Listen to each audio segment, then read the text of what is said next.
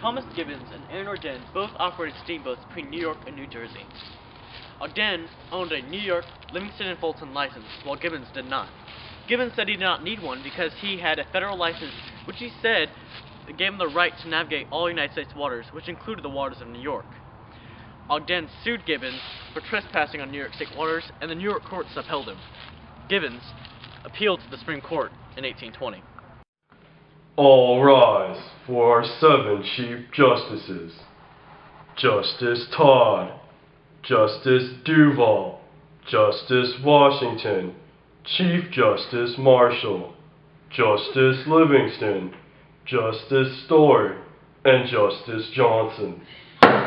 Be seated. The case of Gibbons vs Ogden is now in session. Daniel Webster, as attorney for Mr. Gibbons, you will have opening statements. Thank you, Your Honor. My client, Mr. Gibbons' federal license came from the Act of 1793, which regulates ships employed in the coastal trade in the United States waters.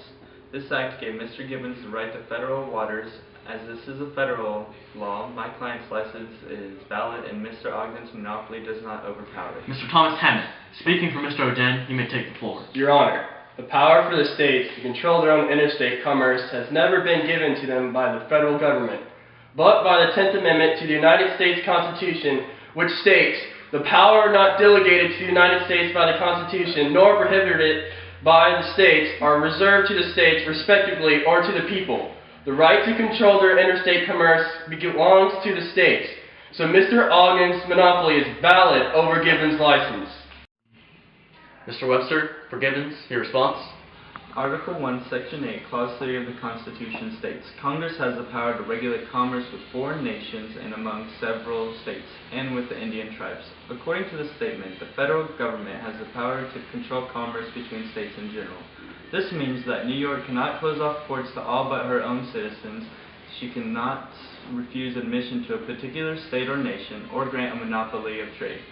This power only lies in Congress. Only Congress can legislate commerce between states.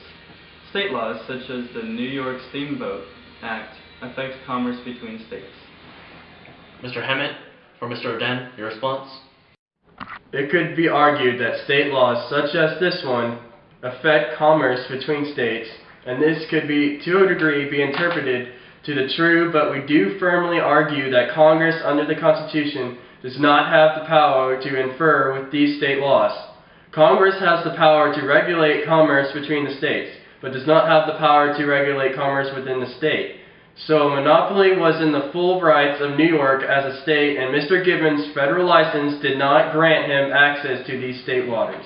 This court is now adjourned for recess. The other judges and I will convene and announce our decision at another date. You're it? No, I'm not.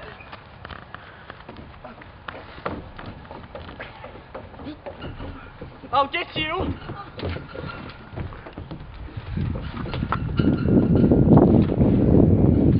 If we decide to rule in favor of Mr. Gibbons and to create the power to control commerce between and in states belongs to the federal government, then we would not only be providing the means to overthrow the New York State voting law, but all laws like it. We would be giving Congress the control over all transportation, navigation, and traffic. This would destroy the South's power to control their slave trade, which could lead to Southern state resistance and even civil war. It is the decision of this court to rule unanimously in favor of Mr. Gibbons.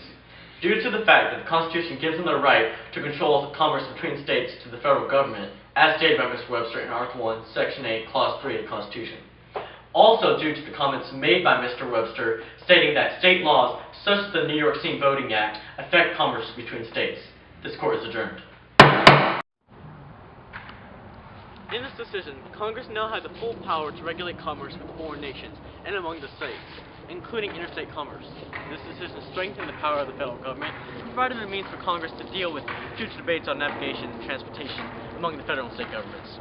This decision lastly clarified the meaning of the word commerce in the Constitution, and the Justice's decision has been said to be the Emancipation Proclamation of American commerce.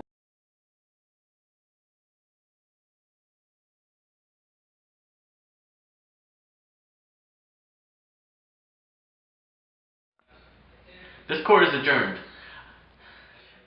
Between states, state commerce between states. Hold on.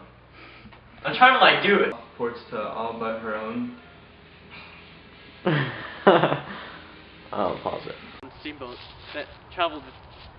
Alright, never mind. Mm. Ogden owned a New York. Alright, I'm gonna do it. Don't film it quick. Interstate commerce. Commerce. How do you say that word? Commerce. Are you sure? Yes. Commerce. Commerce. Like calm and then earth. Commerce. Commerce. Commerce. Commerce. Been given to them by the federal government. By the federal government, but by the 10th Amendment to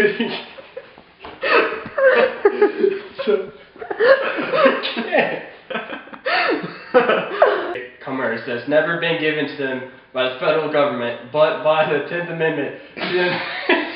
I can't.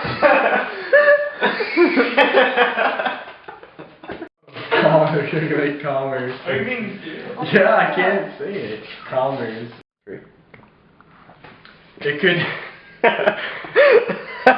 3, go. Won't affect commerce between states, and this could, to a degree, be